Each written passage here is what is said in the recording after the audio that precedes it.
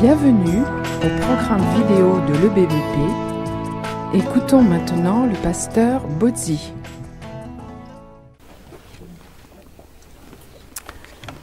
Qui va donner le thème. Les enfants pourront retenir quelque chose. C'est sûr, ils vont retenir une chose au moins. Ça va peut-être pas leur plaire tout de suite, mais nous non plus d'ailleurs. Hein. Psaume 81, le verset 9.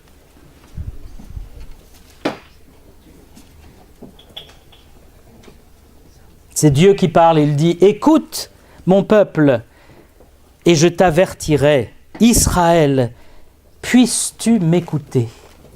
Voilà. C'est cette plaidoirie de Dieu à son peuple, Israël, et nous sommes aussi le peuple de Dieu, si nous sommes chrétiens.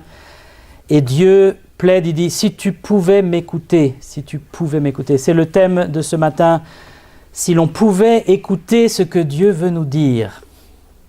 Notre vie serait très différente. Beaucoup de problèmes dans nos vies ne viennent pas de l'extérieur, mais viennent du fait qu'on n'a pas écouté le Seigneur, on n'a pas écouté sa parole, on n'a pas suivi ses instructions, on n'a pas suivi sa loi, et il y a des conséquences. Et c'est pour ça que le Seigneur, dans toute la Bible, il répète à de nombreuses reprises, quand on fait le compte, « Écoute-moi ». Écoute, Jésus l'a dit plusieurs fois, hein, il a dit que celui qui a des oreilles pour entendre, entende. Alors c'est une drôle d'expression, c'est une expression un peu hébraïque, hein, mais on me dit, bah oui, mais j'ai des oreilles. Oui, mais c'est pas parce que tu as des oreilles que tu vas entendre en fait. On peut entendre mais ne pas écouter. Il y a ce qu'on appelle le dialogue de sourds. Je ne sais pas si vous avez déjà vécu ça avec quelqu'un, où vous dites une chose et la personne comprend l'inverse. Dit, mais j'ai pas dit ça. Mais si tu as dit ça. Et puis vous lui expliquez, elle est encore plus fâchée. Et puis après, quand elle est fâchée, vous comprenez de travers ce qu'elle vous dit. Et vous aussi, vous êtes fâché. Et à la fin, vous ne savez plus pourquoi vous êtes fâché. Et en fait, c'était un dialogue de sourds. C'est terrible, le dialogue de sourds. Dans les couples, il y a ce problème aussi.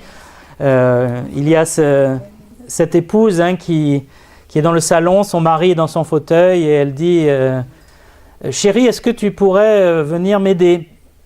Et il n'y a pas de réponse. Est-ce que tu pourrais, s'il te plaît, chérie, venir m'aider pour la deuxième fois ? Pas de réponse.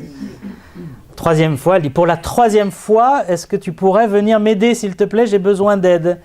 Et puis elle se rapproche de son mari, et elle dit, mais je t'ai demandé de l'aide. Et le mari la regarde et dit, mais pour la troisième fois, oui, j'arrive. Et en fait, il avait dit oui à chaque fois, mais elle ne l'avait pas entendu. Et ça arrive que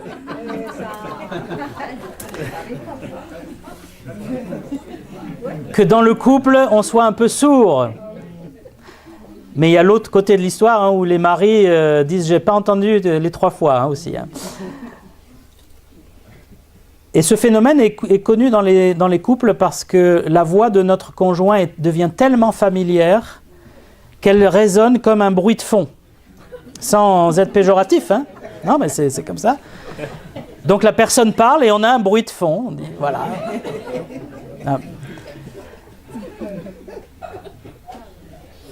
C'est pour ça que Dieu dit « Écoute, mon peuple ». La voix de Dieu peut devenir un bruit de fond. On peut lire la Bible comme si c'était un bruit de fond. Le Seigneur veut qu'on l'écoute. Alors je vais donner pas mal de versets bibliques. Pourquoi ? Parce que c'est la parole de Dieu qui nous parle. Ce n'est pas mon idée, ce n'est pas mon message, ce n'est pas moi qui veux que ceci ou cela. C'est vraiment le Seigneur. Et si on doit écouter Dieu, il faut d'abord avoir sa parole. Dieu parle dans la Bible. Et c'est pour ça que j'aimerais qu'on voit un certain nombre de versets bibliques. Ne soyez pas noyés sous la... On va s'arrêter sur chacun pour essayer de comprendre ce que Dieu veut dire quand il dit « écoutez-moi ». Le premier, c'est dans Proverbe 28, 9. Et je vous invite à avoir votre Bible quand vous venez à l'église. Proverbe 28, 9. Si quelqu'un détourne l'oreille pour ne pas écouter la loi, de Dieu, hein. Sa prière même est une abomination. Qu'est-ce que ça veut dire ce verset? C'est que si je n'obéis pas à Dieu, si je méprise ce qu'il me dit, quand moi je vais venir devant Dieu pour le prier, Dieu va dire ta prière c'est une abomination. C'est de l'hypocrisie pure. C'est du blasphème. Tu te moques de moi. Tu n'écoutes pas ma loi, tu n'obéis pas, tu méprises même ma loi, et puis après tu viens me prier, oh Seigneur. Et nous sommes comme ça malheureusement, hein. Nous avons ce côté hypocrite, quand Dieu nous dit quelque chose, je n'ai pas entendu, et puis après, par contre, on veut que lui, il nous entende quand on prie. Seigneur, j'ai prié ça plusieurs fois, pourquoi tu ne réponds pas? Et malheureusement, on veut que Dieu nous écoute, mais est-ce qu'on est prêt à écouter Dieu quand il nous parle par sa loi, par sa parole? Un autre verset, Jérémie 22, 21, dans la même veine. Jérémie a énormément de fois le verbe « écouter ». Pourquoi? Parce que c'est un livre qui s'adresse à un peuple d'Israël désobéissant. C'est un livre un peu négatif, Jérémie, hein. C'est pas le livre qu'on préfère le plus dans la Bible parce que il y a beaucoup de choses qui ne vont pas en Israël et Jérémie, il dit ça va pas, ça va pas, ça va pas. Et très souvent dans ce livre, j'ai réalisé, il dit écoutez. Parce que quand on n'obéit pas, eh bien, Dieu est obligé de nous répéter écoutez. Et c'est là que les enfants, vous me suivez certainement très bien. Quand papa ou maman dit écoute, qu'est-ce qu'on fait? On tourne de l'autre côté, hein? Cause toujours. Mais si vos parents vous le disent, même s'ils ne sont pas parfaits, on est d'accord, écoutez-les et faites ce qu'ils vous disent. Ça sauvera votre vie. Beaucoup de gens se sont perdus parce qu'ils n'ont pas écouté l'instruction de leurs parents. Jérémie 22, 21. Je t'ai parlé dans le temps de la prospérité. Tu disais, je n'écouterai pas. C'est ainsi que tu as agi dès ta jeunesse. Tu n'as pas écouté ma voix. Terrible, hein? Dieu avait béni Israël et dans la bénédiction, ils se sont dit, je suis béni, je n'ai pas besoin d'écouter. Là aussi, nous sommes comme ça. Quand tout va bien, on se laisse aller. Et on néglige le Seigneur, sa volonté, et on dit, je suis béni de toute façon. Et quand Dieu nous parle, ah non, j'écouterai pas, non, c'est trop dur quand Dieu me parle, oh là là, j'ai peur qu'il me demande des choses trop difficiles. Et c'est terrible parce que Dieu, lui, quand il nous parle, c'est parce qu'il nous aime. Il y a ce verset de Jérémie 13, versets 15 à 17. Jérémie 13, c'est un passage très fort où Dieu plaide comme un parent plaide avec son enfant. 13, 15. Écoutez et prêtez l'oreille. Ne soyez pas orgueilleux, car l'Éternel parle. Rendez gloire à l'Éternel votre Dieu, avant qu'il fasse venir les ténèbres, avant que vos pieds ne se heurtent contre les montagnes de la nuit. Vous attendrez la lumière et il la changera en ombre de la mort. Il la réduira en obscurité profonde. Si vous n'écoutez pas, et là c'est fort ce qu'il dit, je pleurerai en secret à cause de votre orgueil. Mes yeux fondront en larmes parce que le troupeau de l'Éternel sera emmené captif. C'est à la fois le prophète qui pleure et c'est Dieu qui pleure. Jésus a pleuré sur Jérusalem, hein. Il a dit, si tu avais su le moment où tu as été visité, et on peut dire d'une certaine façon, Dieu pleure en secret quand on ne l'écoute pas. Je pense aux parents qui essayent d'expliquer à leurs enfants de ne pas prendre ce chemin dangereux, et l'enfant ne veut rien savoir, il est borné, et les parents pleurent. Si tu pouvais m'écouter, si tu pouvais prêter, je ne te demande pas de la donner, mais prêter l'oreille. Mes yeux fondront en larmes parce que le troupeau de l'Éternel sera emmené captif. Le résultat pour Israël, le peuple d'Israël, c'était qu'ils ont été emmenés en captivité. Ils ont perdu leur liberté. Beaucoup sont morts dans les guerres parce qu'ils ont n'ont pas écouté le Seigneur au moment où il leur parlait. Nous ne sommes pas comme Israël, au sens où nous ne sommes pas un peuple terrestre qui a des promesses terrestres. Nous sommes des enfants de Dieu, nous sommes de la famille de Dieu, mais il peut nous arriver des tuiles, des problèmes quand nous n'écoutons pas, parce que Dieu ne peut pas bénir la désobéissance, c'est pas possible. Et Dieu plaide, « Ah, si tu pouvais m'écouter !» On peut vraiment écouter et être sourd en écoutant. C'est Jésus qui a dit en Luc 8, versets 18 à 21. Luc 8, 18 à 21.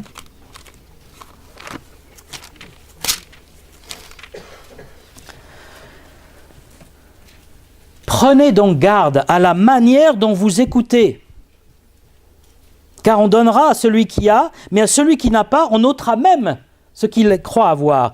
La mère et les frères de Jésus vinrent le trouver, mais ils ne purent l'aborder à cause de la foule. On lui dit, « Ta mère et tes frères sont dehors, ils désirent te voir. » Mais il répondit, « Ma mère et mes frères, ce sont ceux qui écoutent la parole de Dieu et qui la mettent en pratique. » Prenez garde à la manière dont vous écoutez. Si j'écoute et que ça ressort de l'autre côté, je n'ai pas écouté comme il fallait.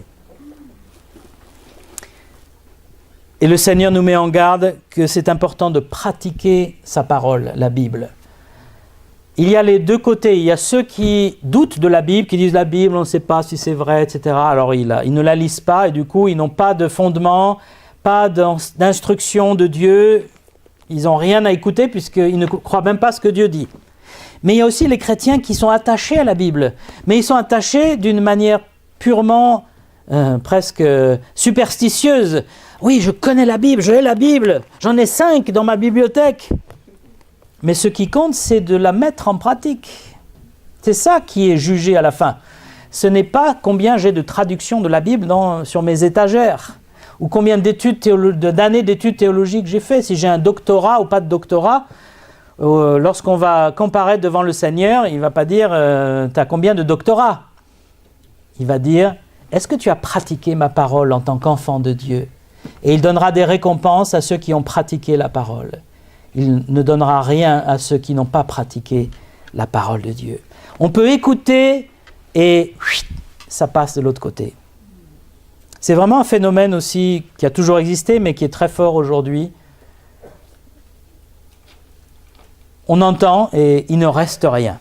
Alors je me suis demandé pourquoi on est comme ça encore aujourd'hui. Quand on ne veut pas entendre, en fait, c'est que on dit il n'y a pas de personne plus sourde que celui qui ne veut pas entendre. C'est parce que la parole de Dieu nous dérange. Parce qu'on veut faire notre volonté et donc pas celle de Dieu. Et donc quand Dieu parle, il dit oui, c'est vrai, il a raison. Puis il a raison, mais je ne le fais pas. Et on se donne des justifications parce que notre conscience est reprise par la Bible, par le Saint-Esprit. Et on se justifie en disant « oui, mais c'est compliqué, vous savez, vous ne connaissez pas ma vie est compliquée. » On a tous des vies compliquées, je pense, d'une façon ou d'une autre. Personne ne me peut dire « moi j'ai une vie limpide. Moi, je me lève le matin, je me couche le soir, il ne s'est rien passé dans la journée. Tranquille. » Je ne pense pas que ça existe des gens comme ça. On a tous des vies compliquées. Mais Dieu ne veut pas qu'on se justifie, il veut qu'on l'écoute. Qu'est-ce que tu veux me dire, Seigneur? Aujourd'hui, chaque jour, Dieu veut nous parler. Il suffit de passer juste 5 minutes dans le silence complet, sans même trop penser. On ne peut pas s'empêcher de penser, heureusement, hein, mais sans chercher à réfléchir à quelque chose de... On écoute Dieu. Vous allez voir comme le Saint-Esprit va vous parler très vite. Il y a plein de choses à nous dire. Mais on n'a pas pris le temps de l'écouter et surtout on n'a pas une oreille qui veut l'entendre. Je reviens aux enfants. Pourquoi les enfants ont du mal mais quand on ne veut pas obéir à papa et maman.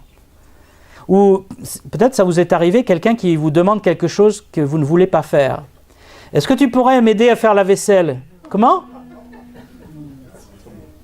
De quoi parlons-nous exactement? Non, on parle de choses très claires. Laver, vaisselle. Ah, je n'ai pas bien compris, vas-y, développe un peu ton idée. Quand on ne veut pas entendre, hein, on est de mauvaise foi, on est terrible. Et c'est important de développer notre oreille. Le proverbe 12-15 dit « La voix de l'insensé est droite à ses yeux, mais celui qui écoute les conseils est sage. » L'insensé, et ça peut être n'importe qui d'entre nous, c'est celui qui dit « Moi je sais ce qu'il faut faire, ma voix est la bonne, je n'ai pas besoin qu'on me donne des instructions, des conseils, j'avance et puis voilà. » En général, on se plante parce que l'orgueil nous mène à des bêtises, à des erreurs, à nous perdre loin de Dieu.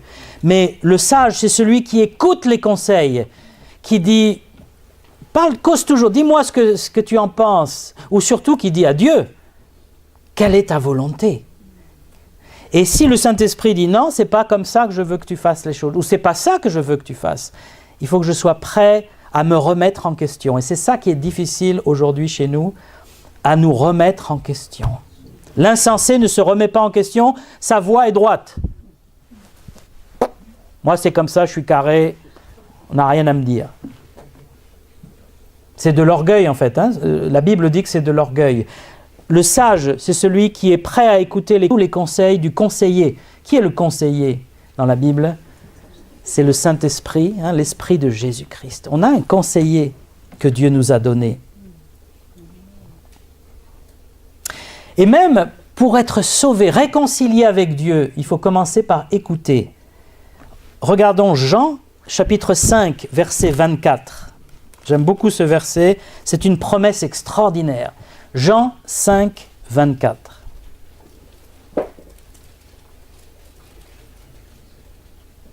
Jésus dit, « En vérité, je vous le dis, celui qui écoute ma parole, dit Jésus, et qui croit à celui qui m'a envoyé, a la vie éternelle. Et il ne vient point en jugement, mais il est passé de la mort à la vie. » Celui qui écoute la bonne nouvelle de Christ. Qu'est-ce qu'elle dit, cette nouvelle ? Elle dit que nous sommes séparés de Dieu. Nous sommes sous l'empire du péché, du diable. Nous sommes vraiment des esclaves du mal et nous n'arrivons pas à nous libérer, à nous purifier nous-mêmes. Mais Dieu a envoyé son Fils unique pour nous sauver, nous racheter, nous délivrer du mal et de la condamnation. Et celui qui met sa foi en Christ est pardonné, réconcilié avec Dieu. La personne qui écoute ce message et qui croit au Dieu sauveur est sauvée. Il dit, elle a la vie éternelle. Elle l'a. C'est pas, elle aura peut-être, Elle a la vie éternelle. Et elle ne vient pas en jugement. Ça veut dire qu'elle ne pourra pas être condamnée au jour du jugement dernier. Il y a beaucoup de gens, la vie éternelle, ils ne comprennent pas trop ce que ça veut dire, mais si on leur parle du jugement dernier, tout le monde sait ce que c'est. Même si on est athée, le jugement dernier, on sait. Et on en a peur. Et c'est bien. Il faut avoir peur du jugement dernier. Parce qu'il y a un jour où le Créateur va juger la terre entière, sauf ceux qui auront cru en son Fils. Parce que ceux qui auront cru au Seigneur ne viendront pas en jugement. C'est ce que dit la Bible. Et c'est gratuit. Il n'y a pas à payer un avocat très cher. Les frais d'avocat sont très élevés sur la terre, mais Jésus est un avocat gratuit qui a donné sa vie pour nous. Et si je mets ma foi en lui, je ne viendrai pas en jugement. J'aurai la vie éternelle, c'est certain. Je suis même passé déjà de la mort à la vie. Et c'est au passé composé. Il est passé, ça c'est pour les enfants, la règle du passé composé. Vous pensiez avoir échappé à l'école en venant à l'église ? Eh bien, on y revient. Qu'est-ce que ça veut dire quand il y a le passé composé ? C'est que l'action est terminée, finie, elle est passée et elle est terminée. Donc il dit, il est passé de la mort à la vie. C'est fini déjà. Tu es déjà passé de la mort à la vie. Qu'est-ce que ça veut dire ? C'est une expression très forte, de la mort spirituelle à la vie spirituelle. Nous étions morts, dit la Bible, dans nos péchés. Nous étions séparés. On vit, on a la vie biologique, mais la vie spirituelle de Dieu, on ne l'a pas, tant qu'on n'est pas réconcilié avec Dieu. Et donc on est mort, on est des morts en puissance. C'est pour ça que tout le monde meurt, à cause du péché.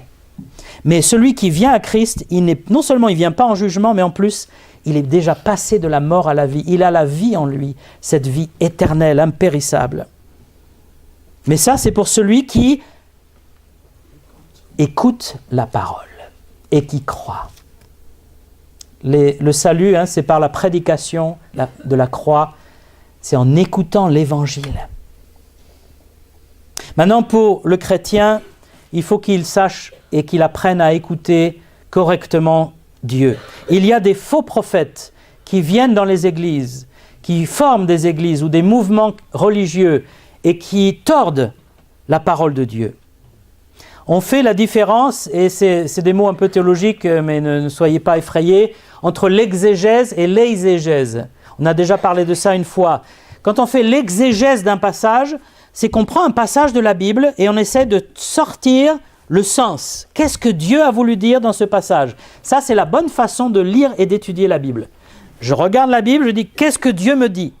L'exégèse, E-I-S, c'est l'inverse. C'est je mets mon idée dans la Bible. C'est-à-dire, j'utilise la Bible pour faire passer mes idées. Et comme il y a beaucoup de mots et de phrases dans la Bible, vous pouvez presque faire dire n'importe quoi à la Bible, si vous êtes de mauvaise foi. Vous pouvez prendre des morceaux par-ci par-là, hors du contexte, et vous pouvez enseigner des choses totalement fausses. C'est pour ça qu'il faut bien écouter la parole de Dieu tout entière. Il faut avoir la Bible entière, pas des bouts de Bible, pas des versets sortis du contexte. Il faut avoir toute la parole de Dieu, tout le conseil de Dieu. Et il faut faire de l'exégèse. Qu'est-ce que Dieu veut me dire? Si le matin ou le soir, vous lisez la Bible en disant « Ah oui, il faut que je trouve un bon verset là qui va me réconforter. » C'est pas mauvais en soi, mais peut-être que ce dont vous avez besoin à ce moment-là, c'est pas de réconfort, c'est d'avertissement par exemple. Et donc vous allez chercher le verset. Alors je vais aller dans les psaumes. Ah, les psaumes, fait du bien. Un petit peu de crème, de baume, guérisseur. Et franchement, il n'y a rien de mal à faire ça. Je ne veux pas juger ou condamner qui que ce soit qui va dans les psaumes pour se réconforter. Si Dieu a inspiré les psaumes, c'est pour nous réconforter. Mais si je ne fais que ça, si je ne lis pas le reste de la Bible, et si je ne me laisse pas avertir par Dieu, si chaque fois qu'il y a un verset un peu qui me dérange, je vais revenir dans les psaumes, alors je ne suis pas en train d'écouter le Seigneur. Je suis en train de me tromper moi-même. Parce que je dois écouter tout ce que Dieu a à me dire. Parfois, ça ne me plaira pas, mais Dieu le fait par amour. On a vu la dernière fois, Dieu est juste. Dieu ne va pas me dire des choses pour m'embêter, pour me brimer. Dieu m'aime, il veut me protéger. Et les enfants, quand vos parents vous disent quelque chose, c'est pas pour vous brimer. « Oh, mais j'ai pas le droit d'aller sur Internet après 10 heures du soir. Je suis brimé. » Mon pauvre, va en Corée du Nord, ils n'ont pas d'Internet déjà. Non, tu n'es pas brimé, c'est parce que tes parents savent qu'il y a des dangers après 10 heures du soir. Et que si tu passes ta vie sur Internet, tu vas pas travailler, tu vas pas bien dormir. Ça va mal se passer. Mais nous, quand on est comme ça, nos parents nous disent « il ne faut pas le faire ». On ne peut rien faire, cette maison, de toute façon, c'est la prison, c'est le goulag ici. Bien sûr, on a oublié que nos parents nous font la cuisine, le linge, nous aident dans nos devoirs, donnent de l'argent de poche. Non, tout ça, ça ne sert à rien. C'est le goulag. Non, il faut être de bonne foi. Si mes parents me disent quelque chose, c'est parce qu'ils m'aiment. C'est sûr qu'il faut être parent pour comprendre ça. Quand vous avez la responsabilité de vos enfants, vous dites « je veux que ça se passe bien, je ne supporterai pas que mon enfant s'égare, on va tout faire pour qu'il ne s'égare pas et on va leur dire. » Et quand l'enfant n'écoute pas, on pleure en secret, comme Dieu. La sagesse, c'est pour celui qui écoute l'instruction. Proverbe 19, verset 20. Proverbe 19, verset 20. Écoute les conseils et reçois l'instruction afin que tu sois sage dans la suite de ta vie. Ça, il faudrait le mettre en gros dans la chambre de tous les enfants.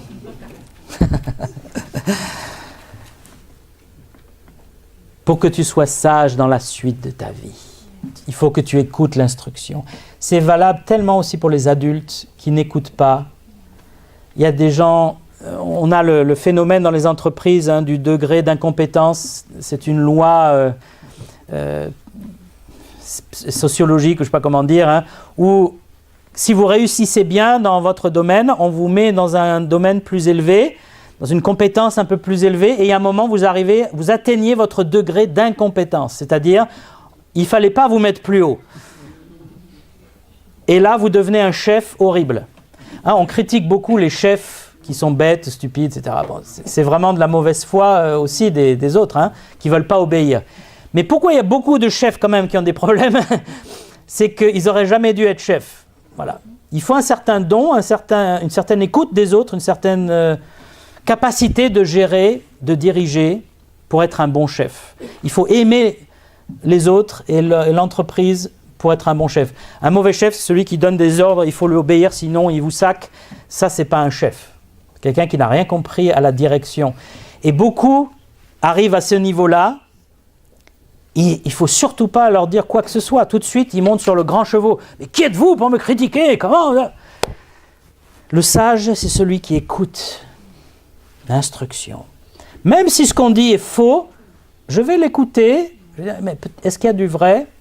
Bon, si Dieu dit non, il n'y a rien de vrai, bon, d'accord, je le mets de côté. Mais il faut avoir l'oreille qui écoute l'instruction et les conseils. Ceux qui font ça, ils avancent dans la vie, ils apprennent. Ceux qui sont rigides et orgueilleux ne vont pas très loin, surtout avec Dieu. Je terminerai ce matin avec l'oreille du disciple. C'est dans Ésaïe 50. Ésaïe 50, verset 4. Le disciple de Christ doit avoir une oreille particulière. Il écrit « Le Seigneur l'Éternel m'a donné une langue exercée pour que je sache soutenir par la parole celui qui est abattu. Il éveille chaque matin, il éveille mon oreille pour que j'écoute comme écoutent les disciples. Le Seigneur l'Éternel m'a ouvert l'oreille et je n'ai point résisté. »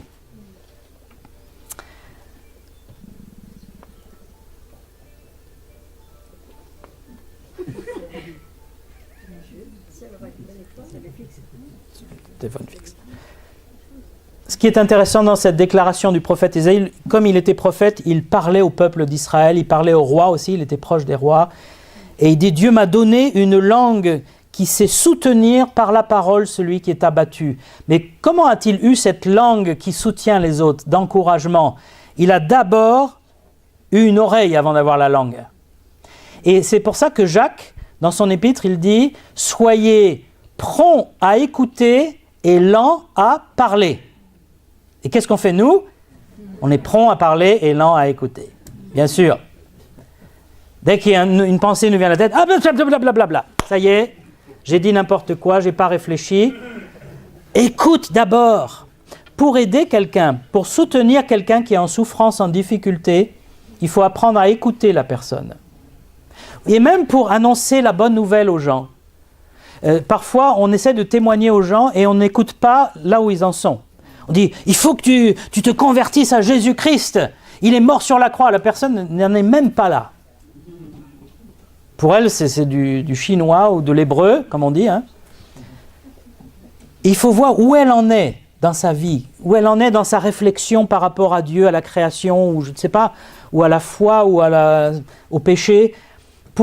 D'abord, il faut l'écouter, savoir ce qu'elle pense, qu'elle croit. Et ensuite, on peut dire, mais tu sais, Dieu a répondu à ta pensée, à ton besoin ou à ta soif. Plutôt que d'asséner, d'enfoncer les murs des pauvres gens, d'écouter d'abord. Et c'est pareil quand on veut encourager un frère ou une sœur dans l'église, il faut d'abord écouter. Alors bien sûr, ça prend du temps. Ça ne se fait pas... Voilà, on n'a pas l'instantané, le McDonald's de la consolation. Donc, c'est quoi ton problème, d'accord?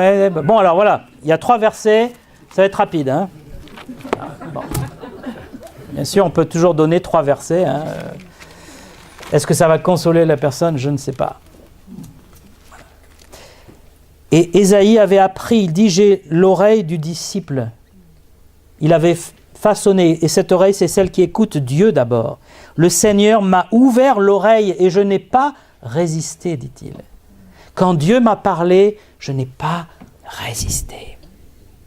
C'est ce que dit Jésus en parlant de ses brebis. Qu'est-ce qu'il dit en Jean chapitre 10? Mes brebis entendent ma voix et elles me suivent. Le disciple, c'est comme la brebis avec le berger. Il suit la voix du berger. Les brebis n'ont pas une très bonne vue, n'ont pas un très grand odorat, et c'est l'oreille qui leur permet de suivre le berger. Beaucoup, par l'oreille. Et donc le berger est tout le temps, quand il dirige son troupeau, en train de parler. Pourquoi il fait ça? Parce que les brebis, comme ça, sont en contact permanent avec lui par sa voix. Et si c'est un autre qui arrive en disant « Allez les brebis », il ne va rien se passer. Il faut que ce soit la voix du berger.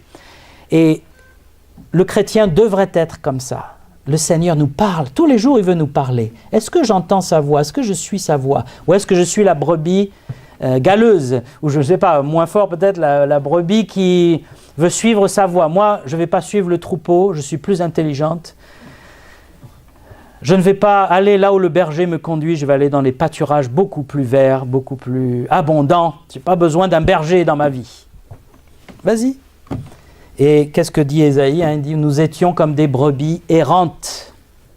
Et qu'est-ce que dit Jésus? Il dit, le bon berger va chercher la brebis perdue. En tant que chrétiens, nous devons suivre la voix du Seigneur. Dieu veut nous parler. Il veut nous dire, ça va pas. Voilà ma volonté. Si on faisait simplement la volonté de Dieu chaque jour, notre vie chrétienne serait bouleversée par des choses extraordinaires que Dieu ferait à travers nous et pour nous. Le livre des Proverbes dit « Une réprimande fait plus d'impression sur l'homme intelligent que 100 coups sur l'insensé. » Ça, c'est un bon proverbe, vraiment très graphique. Vous avez l'insensé, vous lui donnez des coups pour qu'il apprenne. Alors, tu écoutes ou pas? Et au bout de 100 coups, il n'a quasiment rien retenu ni accepté. Et le sage, vous lui dites une chose, vous lui tapez pas dessus, vous lui dites une chose, et déjà il a compris et il a appris. C'est la différence entre l'insensé et le sage. L'insensé, il ne veut rien apprendre. Le sage, il écoute la réprimande. Et le disciple, il écoute ce que le Saint-Esprit veut lui dire, ce que la Bible veut lui dire. Lorsqu'on lit la Bible, Dieu veut nous dire des choses. À nous en particulier, il veut nous montrer son plan pour notre vie, pour notre journée parfois. Et je termine avec le dernier verset pour aujourd'hui, Ésaïe 30, 21. Nous avons la Bible et nous avons le Saint-Esprit qui demeure en nous, et c'est comme ça que Dieu veut nous parler. Ésaïe 30, 21. Tes oreilles entendront derrière toi la voix qui dira « Voici le chemin, marchez-y. » Car sinon vous iriez à droite ou vous iriez à gauche. Comment savoir si je dois aller à droite ou à gauche? Mais si le Saint-Esprit, à travers la Bible aussi, le Saint-Esprit ne rappelle que les paroles de Dieu. Il n'invente rien d'autre que ce qui est dans la Bible. Je veux dire, il ne va pas contredire la Bible. Eh bien, il nous dit « Va à droite. Ah, aujourd'hui, va à gauche. » Voilà. On peut dire « Oui, mais ça, c'est réservé à une élite de prophètes, je ne sais pas, dans l'Ancien Testament. » Non, c'est aussi pour le chrétien. Dieu veut nous guider de façon précise dans nos vies. Bien sûr, il y a plein de choses que l'on fait dans la vie. On n'a pas besoin d'une indication précise. D'être juste, d'être bon, tout ça, il n'y a pas besoin que le Saint-Esprit nous dise « sois juste et sois bon ». Ça doit être évident pour nous. Mais il y a des cas où il faut prendre des décisions, où il faut faire des choix, et il faut savoir ce que Dieu a en réserve pour nous. Et là, la parole de Dieu, le Saint-Esprit sont vitaux. Dieu veut nous parler. Est-ce que je vais écouter? Est-ce que je suis un vrai disciple qui écoute sans résister, qui est attentif, qui est sensible à cette petite voix? Parce qu'on peut être tellement sourd, hein, on peut devenir sourd. Dieu nous parle, mais on est comme... pour la 3e fois, oui, je te dis, oui. Mais en fait, Dieu nous a déjà parlé. Pourquoi est-ce que je n'ai pas écouté? Pourquoi est-ce que je m'endurcis, je m'enorgueillis? Pourquoi est-ce que je pense mieux savoir que Dieu? C'est une folie de penser ça. Et pourtant, nous les humains, nous sommes comme ça. Alors j'aimerais nous encourager tous à lire la Bible plus souvent, déjà. Parce que si je ne lis pas la Bible, il ne va pas se passer grand-chose non plus. Et à la lire en écoutant Dieu. Et à prendre du temps chaque jour de calme, de silence pour écouter Dieu. Dans la prière, dire Seigneur, maintenant, je t'écoute.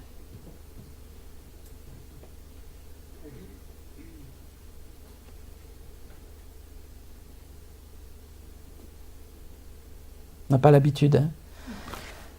Je sais qu'il y a des Parisiens qui ne supportent pas le silence. Ils disent ça m'angoisse quand j'entends aucun bruit. Mais Dieu veut nous parler pendant ces silences-là. Mais il faut prendre le temps. Il faut dire, Seigneur, je me rends compte à quel point c'est important de t'écouter. Et que le Seigneur nous parle de plus en plus, qu'il nous fasse grandir, qu'on soit des enfants ou des adultes. On a besoin de grandir dans la foi, d'avancer, de progresser.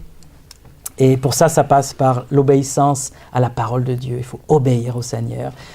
On ne peut pas faire de message plus simple et plus basique, mais on a besoin de le réentendre régulièrement. Que le Seigneur vous bénisse. Et encore une fois, je veux remercier le Seigneur pour tous mes frères et sœurs et cette amitié fraternelle qui est entre nous, ce désir d'avancer avec le Seigneur, d'avoir tous les âges en même temps, et j'aime bien ce mélange, et vraiment qu'on grandisse dans la foi et dans l'amour les uns pour les autres, et qu'on écoute l'autre, qu'on apprenne à s'écouter et à se soutenir par une parole bienveillante.